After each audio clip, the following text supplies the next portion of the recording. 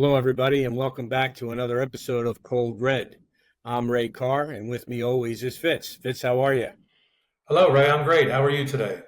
Outstanding. Today we have a special guest who is a foreign correspondent for BBC in Jerusalem, Kabul, Beijing, Lagos, and Beirut, just to name a few, and he's reported on many, many foreign conflicts. Please welcome Martin Patience to the show. Welcome, Martin. Great to be here. Thank you. Thank you. Martin, you have a new book coming out, The Darker the Night, When Truth is a Lie. I love the title. And we're going to talk about that later.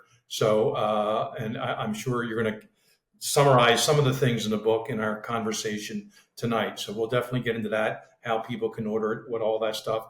So we usually like to start out, and Ray can pick it up here too, but we like to know people's roots. We call it kind of the Cold Red Wayback Machine. We didn't really invent that term, but it's just kind of fun because we have younger people, we have middle-aged people. How did you wind up where you are now as a young journalist? How did it all begin? Well, I don't feel young now. It all began about 20 years ago. As you can probably tell, I'm not from America. I'm from Glasgow, Scotland. So I grew up in a village just outside of Scotland's largest city. And I used to love reading the newspapers, particularly the back pages of the newspapers. Now, I think in America, that's probably the sports pages. In Scotland and Britain, it often was the sports pages. But in this broadsheet, it was actually the foreign pages. So I would see the news from around the world. And before I could even read that well, I saw that there was somebody called Reuters. So I thought they were called Reuters. And Reuters was somebody who went everywhere. It was, of course, the news agency, but they were in the Middle East, they were in Asia, they were in Africa. So I think I got a real appetite for the world. So we traveled as a family, but only within Europe. And I always had that kind of adventure gene within me. And I think the best way to do that was to become a foreign correspondent. I didn't know how to do it. So I did what is natural. I decided to go to the Middle East and learn Arabic. I'd been to the Middle East when I was 18. I remember as a young boy watching Raiders of the Lost Ark, and I saw Petra. I must have been about 7 or 8. It was the Sean Connery film. And I saw Petra, and I was like, wow, where's that? So when I was 18, I wound up in the Middle East. I went to Jerusalem. I was close to Gaza. Subsequently, I decided to learn Arabic because I thought it'd be the best way to become a foreign correspondent. And that's what I did. I ended up in Syria, where I spent a year, where I met my wife. She happens to be American. But that was 20 years ago. So that's where the story started. And of course, Sean Connery was a Scotsman, so that kicked in with you right away. Of course. Actually, I studied in the US, and Sean Connery actually had a scholarship program for Scottish students. Actually, I was a recipient of that. And so he gave me some money to study in New York. So I'll always be a big Sean Connery fan because in many ways he truly did change, the course of my life. He genuinely did. Although I never met him. Never met. Interesting. Not yet, anyways. Not yet. Well, he's passed. He's passed. I don't think it's going to happen now. I said not yet. I didn't say. Unless Ray may know something we don't, he tends to pretend he does on many occasions. Are you going to connect me with dead people? Is there something I don't know about this podcast? We have all kinds. We have all kinds of things in our toolbox, Martin. Just so you know. That's our spin-off podcast called Colder Red, but that's coming to a podcast near you. Anyway, Ray, you were about to ask a question. If just for our audience's knowledge, when you say 20 years ago, are we talking like around 2000, 2001? Yeah, it was. Well, I studied Arabic in both Egypt and Syria, and I flew to Egypt on September the 11th, 2002. And one of the reasons I picked that day, believe it or not, was because the flights were cheap, because it was obviously the 1 year anniversary of 9/11. So I was, 9/11 obviously made it a huge news story. I think as a journalist, you have to look at two things. One, where the news is, and second of all, how you would cover it. what are the skills you need. So I certainly knew that the Middle East, I'd been in the Middle East before, but I certainly knew the Middle East was going to be incredibly newsy in the years ahead. Yeah, how were tensions when you were over there? You were young. Tensions were pretty high in a lot of the parts. You talk Syria, Yeah, tensions were high there. You yeah, talk Egypt, tensions were high there. yeah. Back in the day. Yeah, yeah. I mean, I remember in Syria, I remember there was a lot of Iraqi refugees. So they come because the war in Iraq started in 2003. I was in Syria from 2004 to 2005. So you saw an influx of Iraqis into Syria. And I remember speaking to a young Iraqi. It was outside the Umayyad Mosque, which is a beautiful mosque in Damascus. And, she came up to us and said, "Are you American?" I said, actually, no, I'm not, but my friend was American. So, she was very nice. She was incredibly, was a lovely woman, but clearly tensions then, even till this day, remain incredibly high because not, some people associate citizens with the government or the policies of the government. Yeah. You always need to be aware of that. Yeah. Did anything occur or anything happen to you? Because when I look at you and I look at Scotsman, Irishman, and a lot of European, you look American, and people just Yeah. kind of For better or worse, right? right. Well, I mean, it was interesting. I mean, this may sound flip, but I think there is a lot of truth in this, in the sense that being Scottish 20 years ago in the Middle East was a few years after a film came out called Braveheart. In Arabic, it's Tal the Shurjan. And so when people heard that I was Scottish, you would often hear Melchitstan, Melchitstan. So there was this feeling that Scottish people were on the side of freedom and fighting their oppressors. So ironically, I think in some ways, I remember one time, for example, I was in Egypt. It was during a Danish newspaper had published cartoons of the Prophet Muhammad. So it was another moment of high tension in the region. That was around 2006. And I was actually out reporting my own, and I was surrounded by about 40 guys. And they just asked me, "Are you Danish?" And I said, No, I'm Scottish. And as soon as one of them heard that, they said, "Braveheart," and it completely diffused the situation. So I think these kind of small cultural touchstones can actually get you out a lot of problems at times. Well, Martin, a big cultural touchstone happened in January of 2002, just as you were assuming your journalism career, from what you've told us, and that was the murder of Daniel Pearl, a Wall Street Journal reporter in Pakistan. And I worked that case. Ray, I'm not sure if you covered any leads on that. I think it was out of our Newark division of the FBI. But and we're going to talk about some kidnappings coming up of a journalist and a soldier, but he didn't make it, and there was some ransom demand made. So here you are at the genesis, at the vanguard of your career, and I'm sure you read that article. And there may be loved ones, parents. I'm not sure you knew your wife yet, but you sure you want to do this, Martin? Well, yeah, I mean, you mentioned my parents. I was a freelancer from sort of 2004 to 2005, and I spent a lot of time in Gaza. And I used to take the public transport in Gaza. I'd take the bus down from Gaza City to Khan Yunis to Rafah, all these towns and cities that are in the news right now. And I'll never forget, I used to work with a local fixer down there, a great guy, and he used to say to me, "Martin, your skin is like shining gold." Because there was a lot of kidnaps going on at that time. So, I knew that was a risk.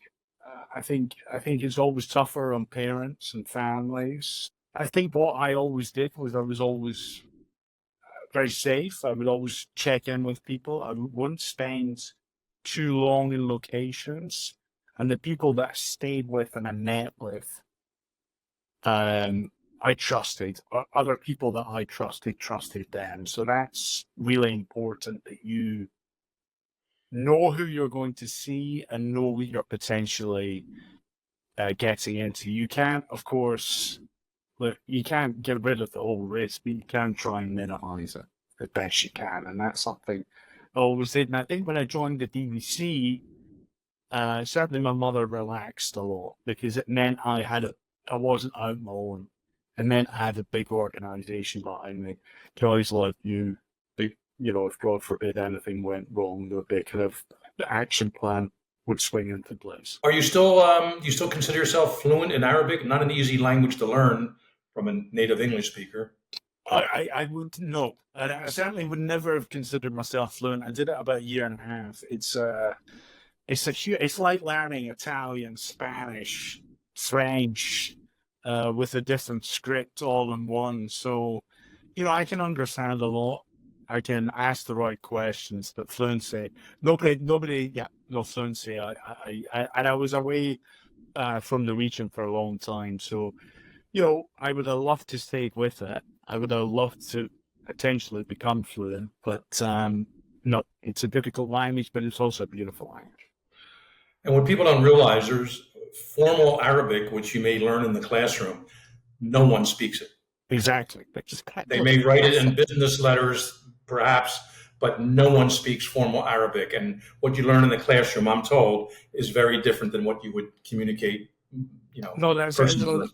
it's like learning Shakespeare and then going to Starbucks and trying to order a cafe latte and a donut with Shakespearean language. Nobody's going to understand what's going on. So look, it's a lifetime's work. It's not like, I'm not saying French or Spanish are easy, but I think if you do 6 months to a year or even a couple of years you live in those countries and you're a reasonable linguist, then I think you'll get pretty good. Arabic, it just takes a lot longer. Not to mention writing right side to left side. Exactly. Well, actually, you know what? That's like driving. You just get used to it. Well, maybe less dangerous, but depending who's reading what you're writing, I don't know, in some of those parts of the world. So did you get a degree in journalism? You mentioned the scholarship, thanks to Sean Connery. Did you have a degree in journalism? From what school?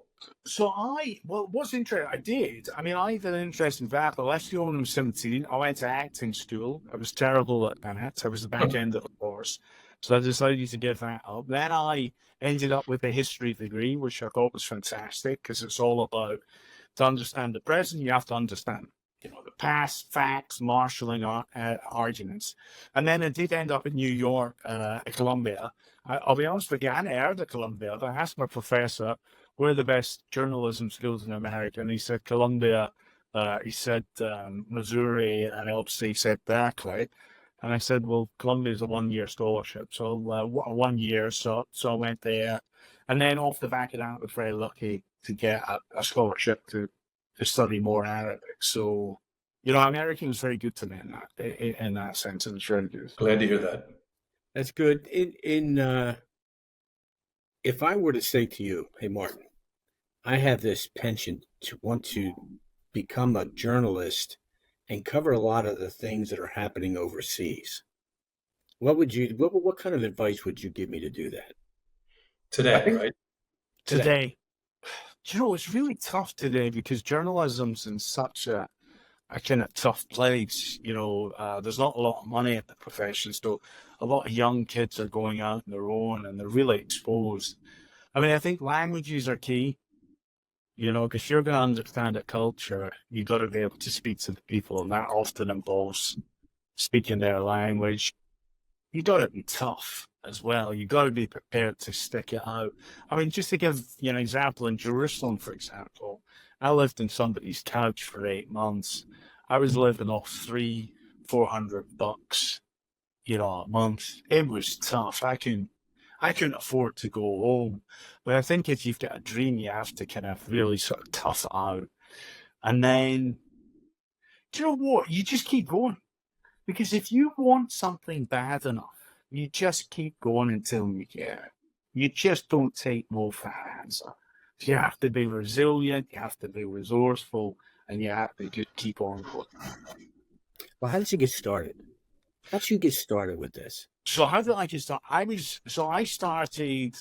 started as a newspaper boy, and then I did work experience when I was a placement when I was 15 at a local newspaper. I then worked at the student newspaper when I was packing newspapers overnight at a factory on Saturday nights. I then won an award, actually. I was the Construction Journalist of the Year.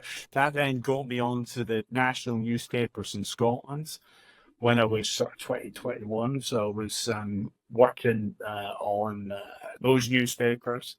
And then, so that combination of experience plus Arabic, that opened up doors with a couple of job offers, one with AP to be their Iraq in-bed correspondent in 2005. So that'd be going out endlessly with the US military at the height of the war there. I said no. I felt it was too dangerous.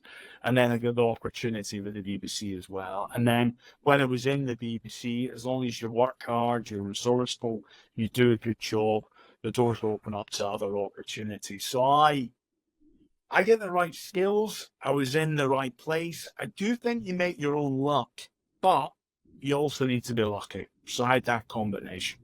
Can you remember your very first story that actually made it to AP or Reuters? And I mean, looking back, would you have done that differently today? Just curious how that worked. I can remember my first arrest. I know Ray can in our business. You must have that first article that got. I've got firstly, it's the Glasgow Evening Times. It's the evening newspaper, and it was about a steam train that was travelling from Scotland to England. And I remember I said, I'll never forget the editor changed the intro.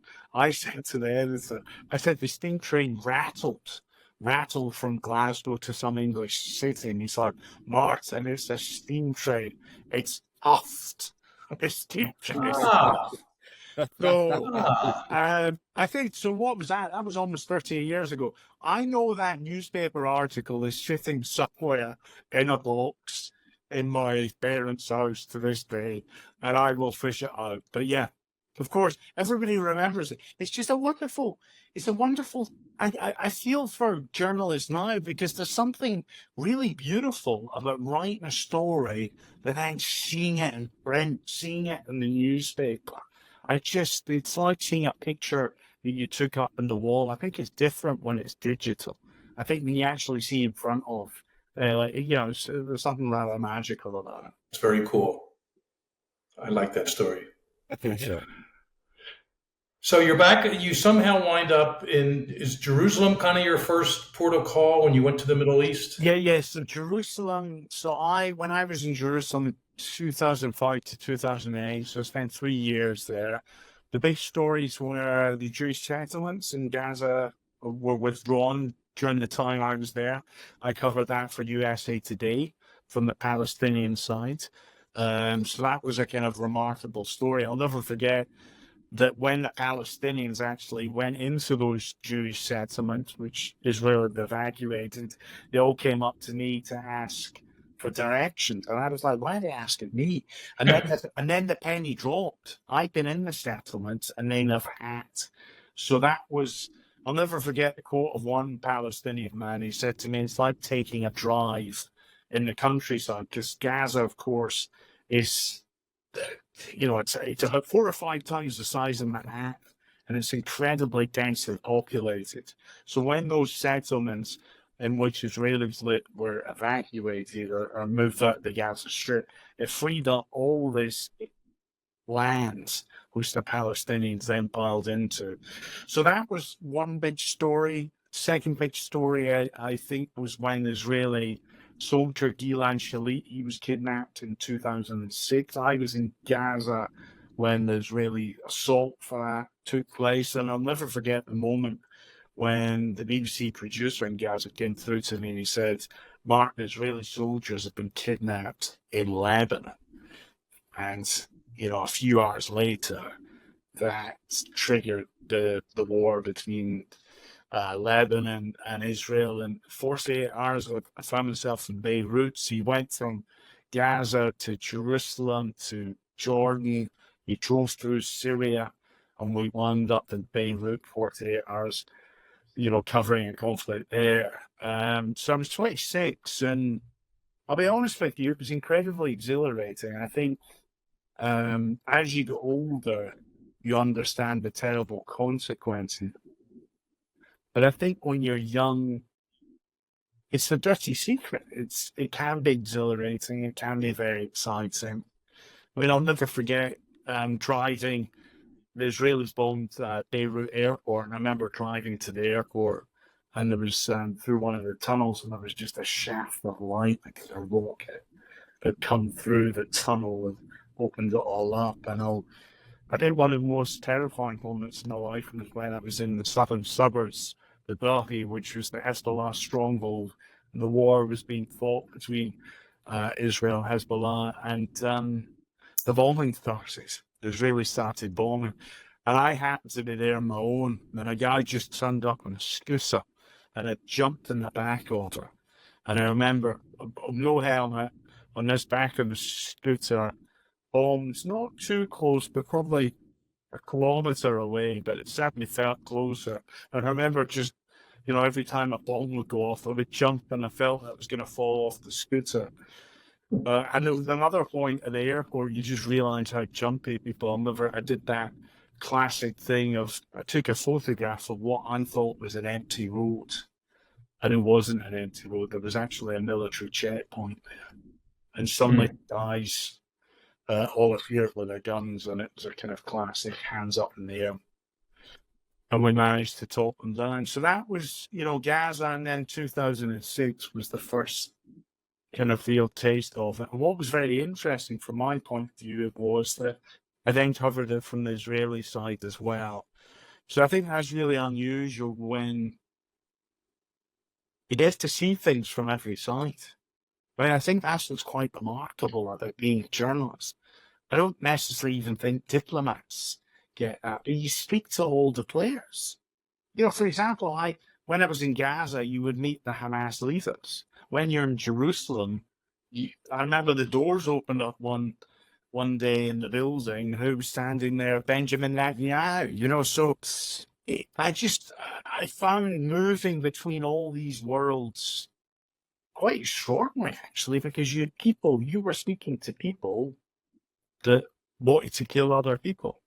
But that is the joy of being a journalist, is going into difficult and dangerous places, speaking to people, and putting questions to them, but also trying to understand them, their point of view. That's not to say you have to agree with them, of course not, but to understand where they're coming from, and hopefully share some of that with the audience, because ultimately that's what drives conflict. It's often, two peoples or two countries looking at one thing from very different points of view. Amazing stories. Go ahead. It is amazing. I want to take a step back to the Israeli soldier that you talked about, Galit Shalat. He was kidnapped. What were if you know, and I'm sure you do, the circumstances around that? Was he in the wrong place at the wrong time? How did this happen? That he was able to get caught? I think what happened with that, I'll be honest with you, my memory, I think they dug a tunnel, and then it popped up out the tunnel. So a tunnel from Gaza into Israel. And I think it was a military post. So it was similar to what we saw last year, but on a far smaller scale. So it was kind of one-off. And I think they took this tunnel, they managed to overwhelm the post. I think several Israeli soldiers were killed, but they managed to grab Gilad Shalit and take him into the tunnel where he was held captive in Gaza for several years. Yeah. It was interesting, I used to speak with his father, and occasionally speak with his father. So it was an incredibly painful time, obviously, for his family. He did get out, though. He did eventually get out. Yeah, it looks like October of 2011, he was released in a prisoner exchange. And I'm not sure the exact numbers. Usually it's several dozen to 100 or more of Palestinian prisoners that are released, usually for one or two Israelis. So I'm sure it was something like that. And it was hundreds. Yeah. Yeah. And that's, I think including the current Hamas leader. Yeah. was one of those released. And that's why they know it's such a valuable part of their, strategies, their military strategies to kidnap people. Which, of course, there's still 100 more or so people kidnapped after October 7th, including Americans. I'm not sure there's any Scottish involved. I think No, there's no some, Scottish. some UK people, I think, Yes. perhaps being held. I don't think there's any So, Arabs. There's certainly British Israelis, several British Israelis. okay. We don't hear a whole lot about that. I hope they're not being forgotten, and we can maybe broach that a little bit later. Yeah, but I can't. Did you ever have a chance? You interviewed his father. Did you ever get a chance to sit down with Khalid Shalit after he was released? No, I didn't. I'd actually left the region, so I didn't. But I know, I mean, for example, I had a colleague who was kidnapped in Gaza in 2007, actually. Alan Johnston, correct? Alan Johnson, yeah. So he was kidnapped for about 4 months, and it wasn't by Hamas. The irony in his situation was, believe it or not, it was Hamas that actually bought him out. He was kidnapped by a kind of splinter, kind of extremist Sunni organization who I think wanted to make a name for themselves. So that's why they went for the BBC correspondent. He was held for 4 months, and that was, I'll say, incredibly difficult for him, incredibly difficult on his family. I remember one situation, I'd actually gone on leave, and I've been in the Himalayas trekking, because that's how I'd get away from everything. And I phoned my father. I think I've been out of contact for 4 or 5 days, and I phoned my father and I said, "Is there any news on Alan?" And he said, "Sorry, son, it's bad." I said, "What's happened?" He said he's been executed. So what had happened was the group that had taken him had said that he'd been executed in order to ramp up the pressure on the BBC and the authorities to make some kind of deal. Fortunately, it wasn't true. And Alan was subsequently released. And I saw him a couple of years ago. We had lunch in Glasgow. He's Scottish as well, so it was great to catch up with him. But it's, it's a dangerous organisation. And Alan was incredibly cautious. He was an incredibly cautious, safe journalist. And it just shows you that a lot of this is about luck. About luck and timing. Or bad luck and bad timing. Yeah, exactly. Although I like to emphasize the luck and good time. Well, we've said it before on Cold Red. I believe luck is a combination of opportunity and preparation, and it sounds like you've certainly had that as part of your background, and hopefully Alan Johnston did too. And he didn't piss off too many people, I guess, when they were kept him in custody. And I hope he wasn't tortured or anything like that. And I'm not sure if money was paid or some other prisoners were released for him to get it. But you said Hamas actually negotiated his way out. Well, I tell you what happened was Hamas, the family that took him, Hamas started kidnapping members of that family. So, and then a man was brought in and it was agreed that kidnapping was un-Islamic, and both sides agreed to release their captives. So that's how that one. I guess they've changed their tune starting back on October 7th, but in terms of what's kidnapping, how it falls under their religious belief system. But again, we can come back to that. Martin, I know that if someone I knew, like you knew Alan Johnson, was kidnapped and was held captive for approximately 4 months before he was released, I had a chance to sit down and talk to him. One of the first questions I'm going to ask, and I don't know if this is appropriate, but what was it like? How were you treated? What happened? What'd they do to you? All those questions. Yeah.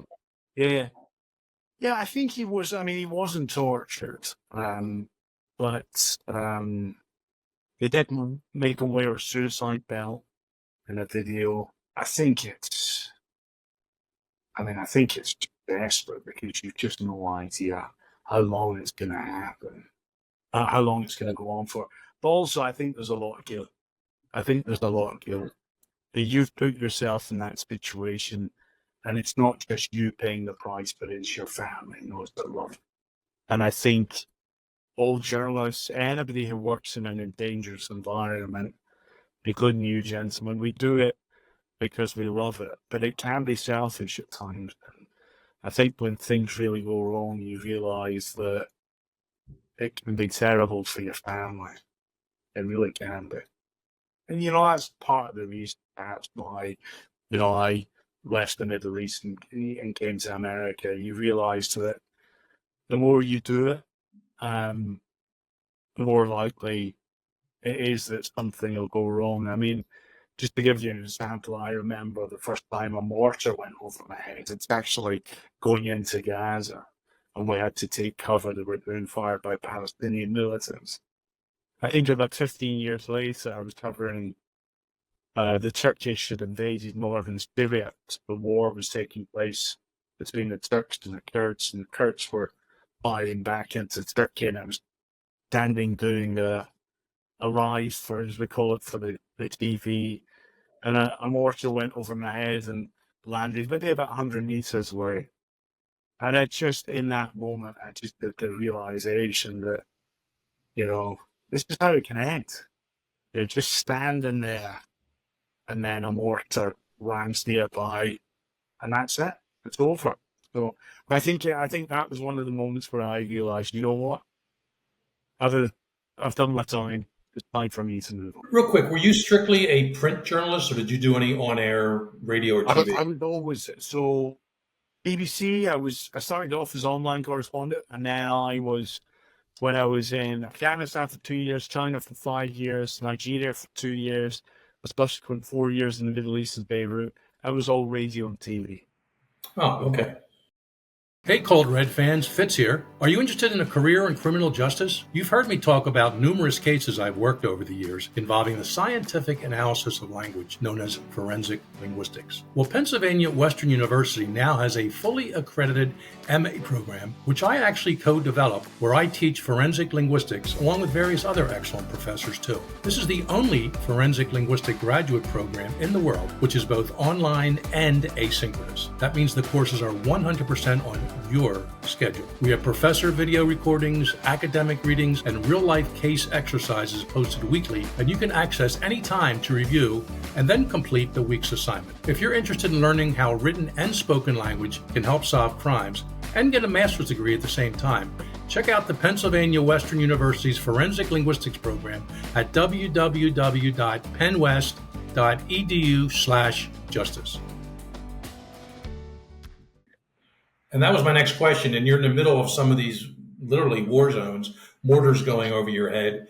How would you file your reports? There's the early days of cell phones, but I'm not sure. Did you go into some office with the teletype, or obviously a computer of some sort? How did you do that logistically to get it to the BBC, we'll say? Well, if you go back to Afghanistan, so obviously, if you were out in the military embedded, the military embedded, but we specialized technology. It was called sort of EGANs, basically detected to satellites. So you could send over radio and TV that way. Often in the Middle East, the infrastructure is pretty good in the Middle East. You can always get back to, if you're covering Israel and the Palestinian territories, you have an office in Gaza, the BBC, you have an office in Jerusalem, Beirut with an office. So you'd often go out, gather, and then come back to the office and file it. The issue is, for in places like Nigeria, if you're up in the northeast covering Boko Haram, you have technical issues with internet, so on and so forth. But you do have these beacons, so you can connect to the satellite, and that'll send over your reports. But it's often, you have to think a lot about, how am I actually going to send this report? How am I actually going to broadcast it to the world? That's why that's why I'm often jealous of the print guys. Push comes to shove, they can pick up a phone and say, I've got this story, and I'm just going to read it to you over the phone. Whereas with TV and radio, you can't really do that. I have a question, and Jim is familiar with this as well. We had one of our own that was taken captive as well. I'm sure you know what I'm talking about, Robert Levinson. Yes. Did you have anything to do or any involvement in covering that story? I didn't. I actually, I went to Iran. Um, I went in 2019 when tensions were incredibly high between America and Iran, and it looked like there might be a war. And I went that summer for 10 days to uh, get the temperature, see what people were saying on the ground, visit I want to people. stop you right here. I want to stop you right here. Everyone listening. He hears there's a war. Temperature, he wants to check out the temperature, U.S., Iran. So you go to the war zone. But that's what foreign correspondents do. That's what we do, Billy. It was the first time I ever said to my wife, I said, look, there's a small chance that something might happen. I was a bit concerned that I might be detained. And my gut was right, actually. A journalist was detained when I was there, a British journalist from The Economist, and he was held for a couple of months. It wasn't there wasn't a lot of publicity, but yeah, look, it's a remarkable country. I mean, it's remarkable. And it's a very polarized, divided country between, you know, the conservative elements and the liberal elements. And it's split down the middle. When we went to the holy city of Qom, which is the kind of conservative heartland, and the first thing an Iranian official said when I arrived is he said to me, I hate the religious people of my country. And I was like, I thought maybe it was a kind of trap, so I could maybe say, so obviously you always have to be aware of that. You always have to remain diplomatic. But this guy really did not like Pentagon, and he did not, and this was the government mind that. So it was a real illustration that this country was not on the same page. But yeah. Well, interesting too, Iran is Persian, it's not Arabic, and they speak Farsi, not the Arabic language. I don't know if you spoke Farsi then or had a translator with you. We had a translator, and that's always part of the compromise, because the translator he worked for a government-approved media house. So obviously the Iranian authorities knew exactly where we were going. In fact, we had to get some permission to go to certain places. So they knew where we were going, who we were speaking to.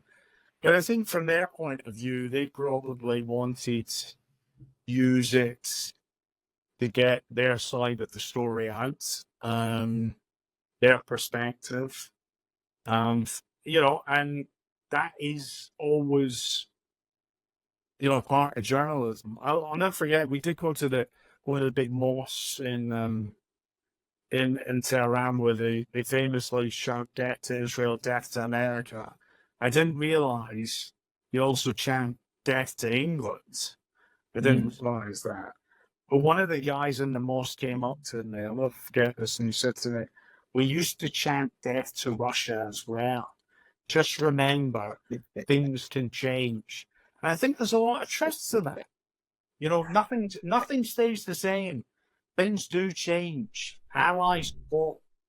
Wars can happen, but peace can also happen as well. And I think we should always remember that the world is a very fragile place. Remarkable, terrible, but also remarkable things to happen as well. You mentioned Nigeria kind of in passing, and many of us remember the Boko Haram situation where they kidnapped, was it several hundred young women? Yeah.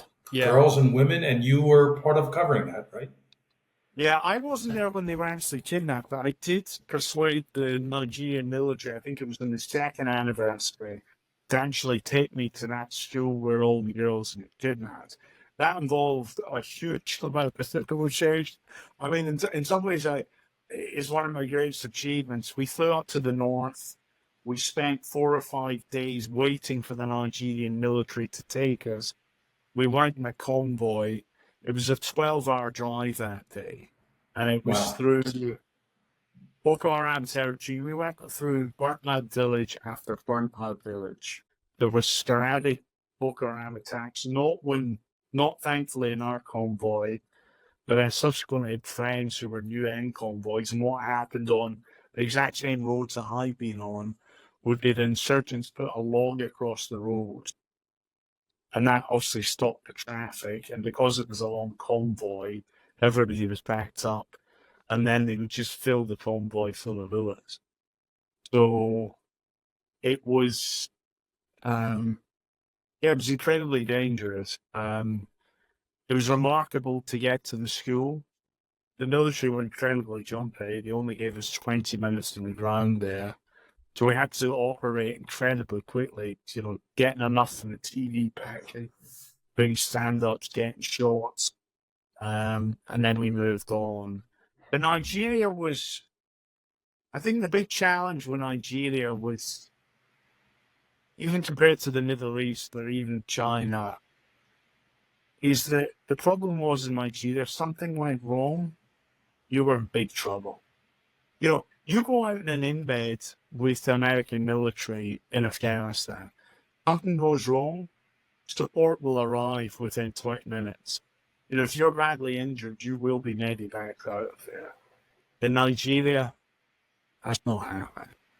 That's not happening. And that's what makes Nigeria and other African countries, I think, really difficult and dangerous at times to cover. Just because when something goes wrong, often there's no backup. And aren't some of these militants or the militias on the other side, aren't a lot of them in Nigeria children? Yeah. I mean, 12 years old with fully automatic, machine guns, and in their brains, they're developed differently than 12-year-olds in the U.S. or the U.K., but they're still not fully developed. And trigger finger with one of them,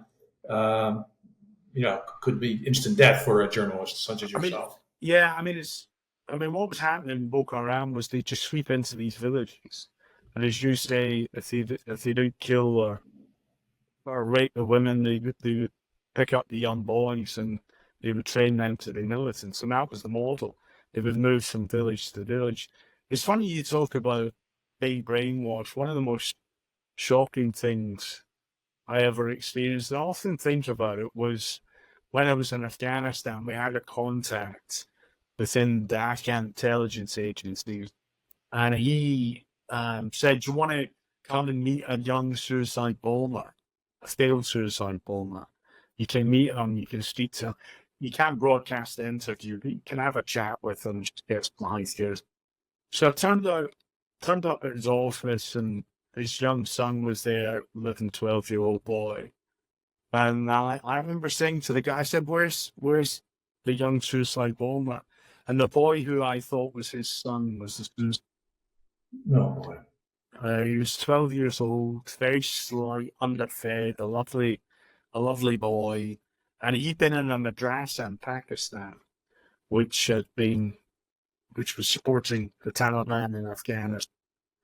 And what he told me, I'll never forget, he told me that a mullah turns up and he said he wanted volunteers for a heroic mission. The whole heroic mission being a suicide mission, and obviously if they carried it out, they would go straight to heaven. And, you're 11, 12 years old. This is the whole world, the only world you've ever known.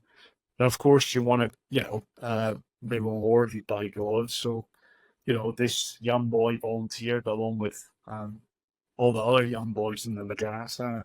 And the reason they often use kids is exactly for that reason. They're kids, and people respect kids less than they would, say, a young man approaching a checkpoint. So, that's the sadness. You see these kids, these young kids who never had a chance in life, and I think in quieter moments, I remember there was a young girl in Gaza wrapped in a shroud that had been killed.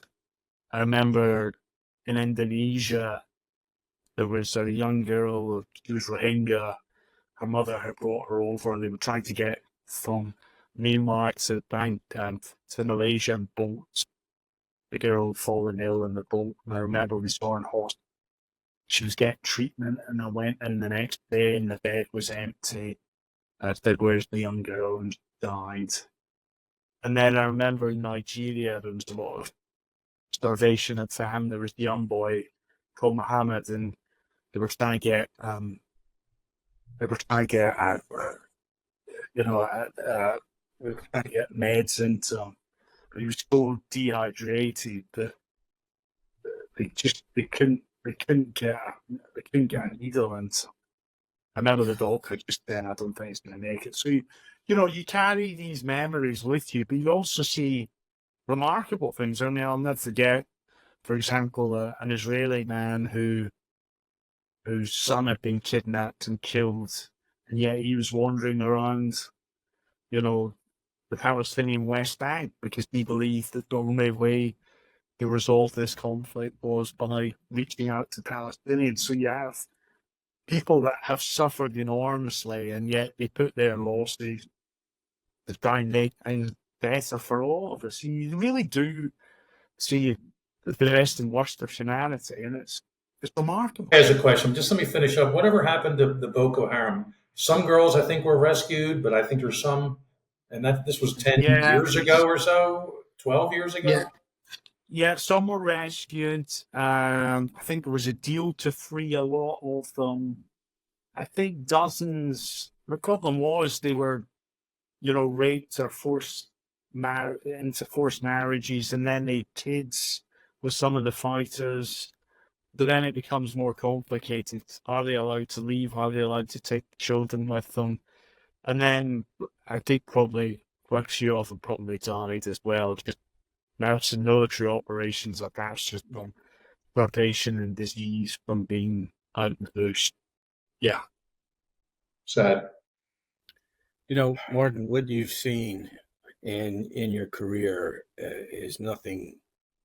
I don't. Sometimes I don't know how you deal with it, but when I look a question to you from me and for our audience is you dealt with insurgents in Hamas and Hezbollah and ISIS and the Taliban. You dealt with all those different factions, and then you dealt with the militants, the militia in the Boko Haram. And what did you see, if any, the biggest difference between both factions? Or the biggest common denominator? Lack of opportunities. If young men don't have jobs and prospects, then they're going to turn to extremists. Doesn't matter what country you're in, if people don't have opportunities, things are going to go wrong. Right? And this isn't, it's not a religious thing. It's not, we saw it in Europe, for example, 100 years ago in the run up to the Second World War, extremism. Yeah, if people don't have opportunities, they're going to do that stuff. And so it's the economy. And, without being flippant, I really do think it's the economy. If you can sort out the economy, give people jobs and a good living, then make it something to live for. If not, they're easy prey for the militants. Wow.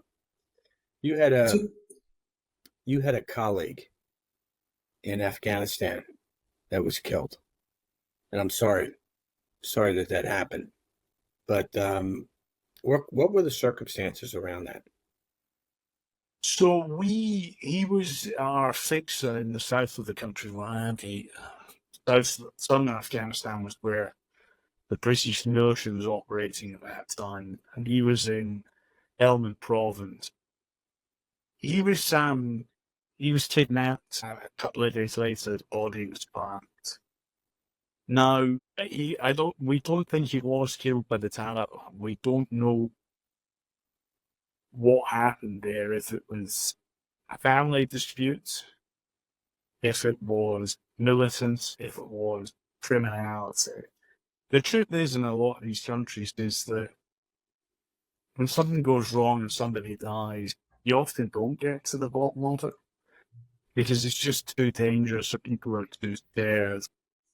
But he was, in all these places I've been, often it's the kind of foreign correspondents. We are the ones that are, held up in the limelight, all that kind of stuff. But it's the local journalists. They're the ones that take the biggest risk. They're the ones that get families living in these countries. You know, as I always say to people, what's the worst that can ever happen to me? They kick me out of the country. You know, whereas often in other countries, even in China, for example, I was there for 5 years, they can pressure the local journalists. In terms of Afghanistan, local journalists do use risks to serve Western audiences, and many of them, sadly, paid the ultimate. Do you want to tell us about you were with the BBC about 15 years, and Yes. you sort of moved on, and you kept busy, but you've written a book in the last year or more. Well, we're written a book, yeah. So one of the good thing about journalism is you're constrained by the facts. We're good journalists. The bad thing about journalism is you're constrained by the facts. So when I was in Beirut, I just wanted a kind of project almost to keep me sane. So I wrote this novel. I used to write in a coffee shop. Every morning I try and write for an hour. So it was published last year. It is a thriller. It's set in Scotland. It's about a journalist, but also a police officer. My sister's a police officer. It's a political thriller. And believe it or not, it's actually based on a true story. It's about an election that takes place in Scotland. And days before that election, or the referendum on Scottish independence takes place, a top civil servant ends up dead. And a video goes viral whereby he says he's been killed, and he's been killed on the orders of Scotland's leader. And the book goes on from there. But it's based, this is a kicker, it is based on a true story. This actually happened not in Scotland, but in South America. It's called, it's called The Dark of the Night. But I think the big theme, the big lesson I've learned throughout my life is that life is fragile, the world is fragile, and we should always expect unexpected. All of that said, we should have a laugh while we're here on this planet. Maybe with an occasional Scottish whiskey or so. It's terrible. Hard bag. So your book is a novel, but based on a true story. Yes. Interesting. And the darker the night when truth is a lie. Folks, check it out. Where is it available? Where can it be purchased? Website information? Amazon. It's on Amazon and it's coming out on Audible. I think if you don't like reading, if you like listening, I think it'll be out on Audible in the next couple of months. If there's Outlander fans out there, one of the actors from the Netflix series Outlander is reading it. Who also happens to be one of the best mates who I went to drama school with. He was a better actor than I was. I've had a person narrate my third book, but I've narrated my fourth book, and we'll see how that goes. Which one's better? Somebody doing it? I obviously paid this guy, but he did a good job, and in fact, the book was nominated for an award for audiobooks. But no, it was fun doing. We're not going to talk about my book now. It's about you, but I didn't write it out first. I just had bullet points, but it wasn't a novel. So these are things that actually, I always feel like I'm cheating when I'm writing.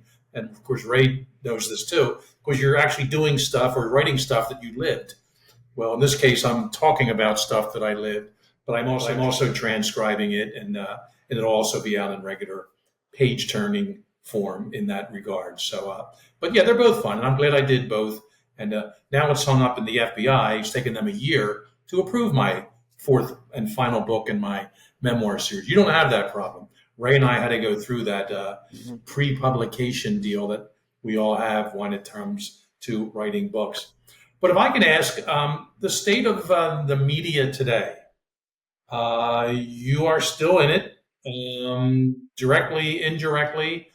It's taken some hits. even the last week or so, it's taken some hits. Yeah. Maybe what they should have reported, which was obvious to a lot of people, talking about President Biden. Yeah. We don't do a whole lot of politics here, but just media in general, like law enforcement in general, has taken some hits.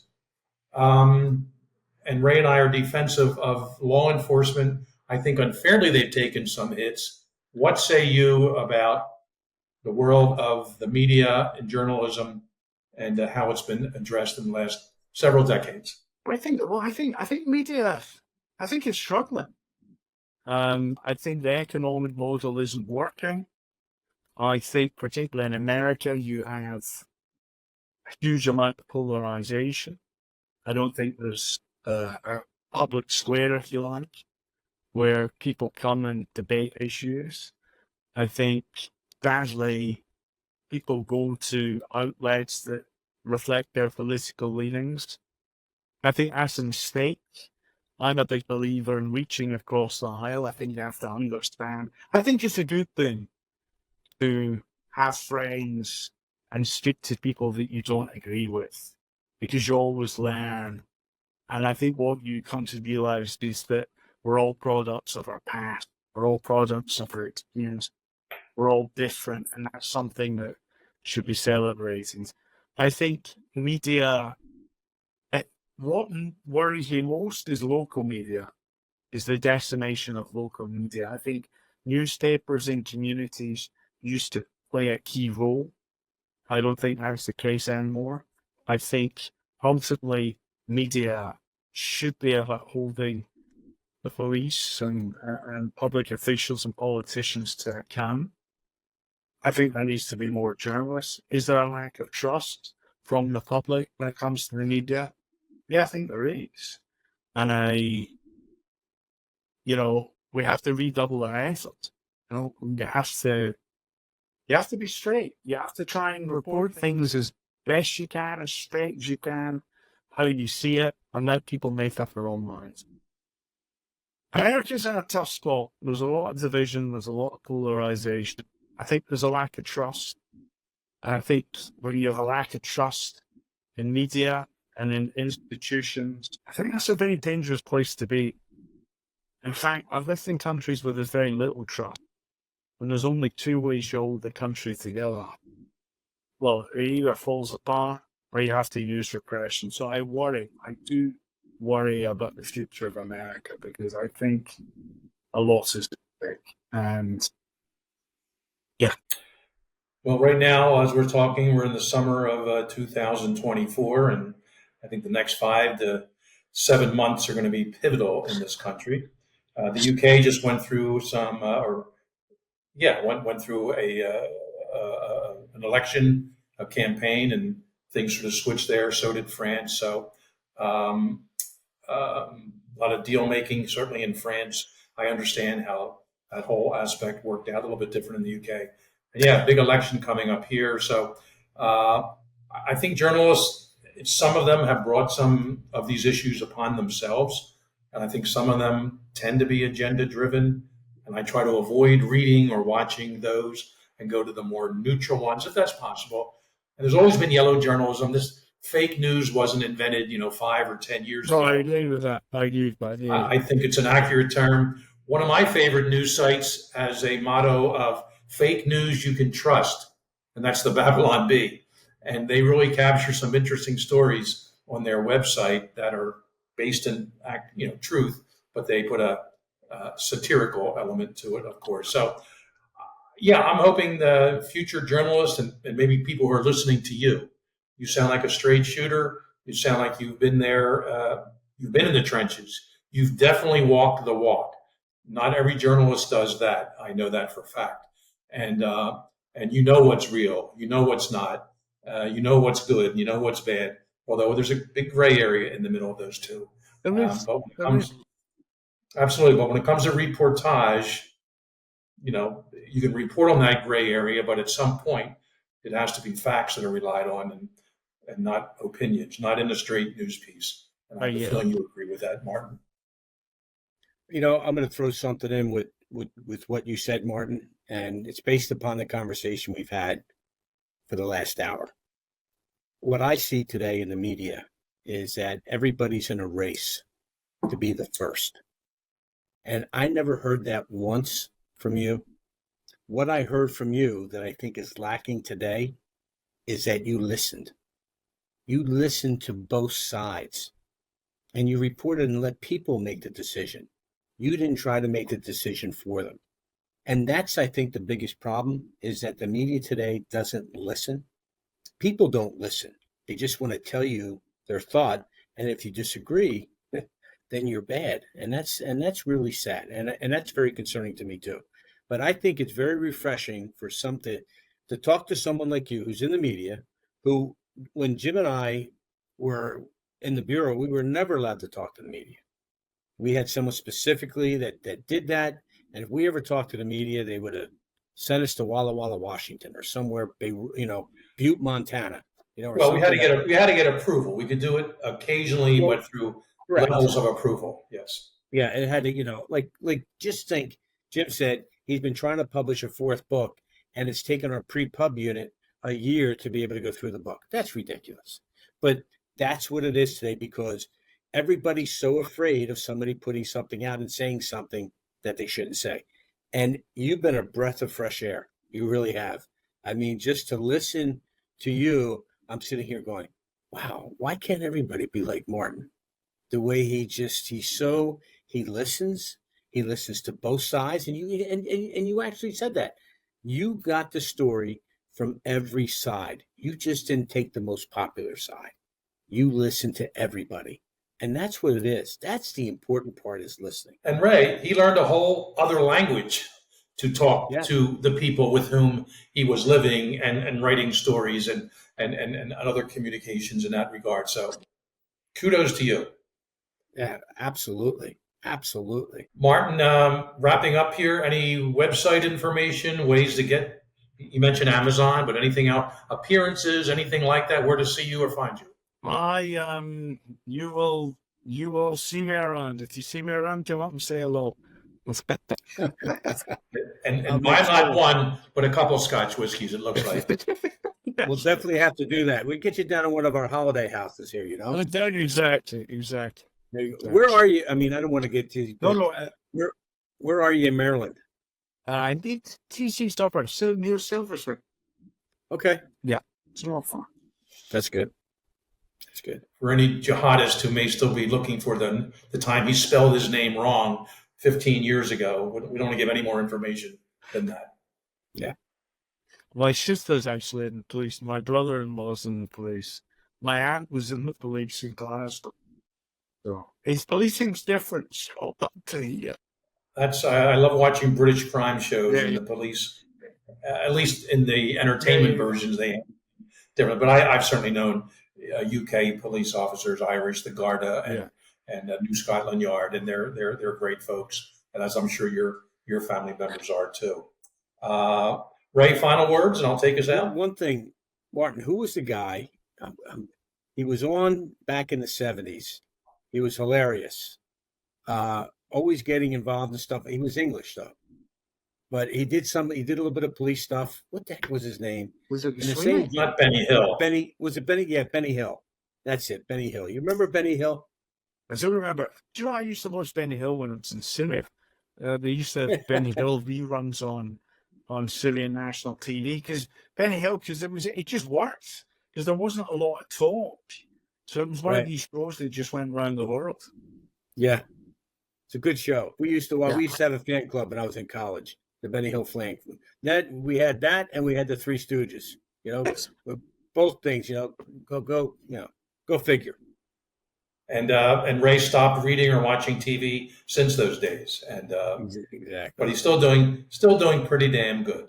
On that pleasant note, again, Ray, always good seeing you. Martin, thank you so much for your time. This was very interesting.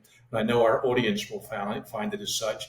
I'll just say to that same audience, thanks again for listening or watching wherever you do that with us. Check out our social media sites. Check out coldredpodcast.com for all our prior episodes and ones coming up. And subscribe, like us, all that stuff. Thanks to Matt McLaughlin, Matt Robinson, our producers, Rick Schilling, our music conductor. And we will see you next time on Code Red. See you, Ray, and thanks again, Martin. Thank you.